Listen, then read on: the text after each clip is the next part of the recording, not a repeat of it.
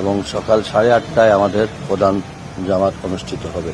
সবকিছু ঠিকঠাক থাকলে ইনশাআল্লাহ ঐতিহ্যবাহী শাহী ঈদগাহ ময়দানে এবারে নামাজ অনুষ্ঠিত হতে আর কোনো অসুবিধা হবে না।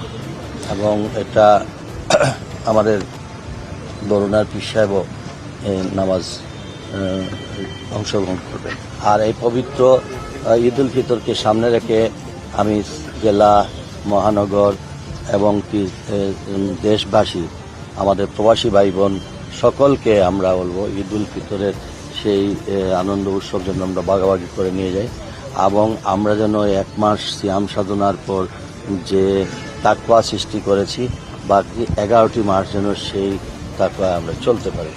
আর আমাদের মধ্যে হানাহানি, হিংসা বিদ্বেষ, প্রতিহিংসা এগুলা পরিহার করে দেশটাকে সামনের দিকে নিয়ে যাওয়ার জন্য দেশ আমাদের সকলের কাজে দল মত নির্বিশেষে ঊর্ধ্বে উঠে সকলকে নিয়েই আমরা সুন্দর একটা পরিবেশে যেন আমরা আগামী দিন চলতে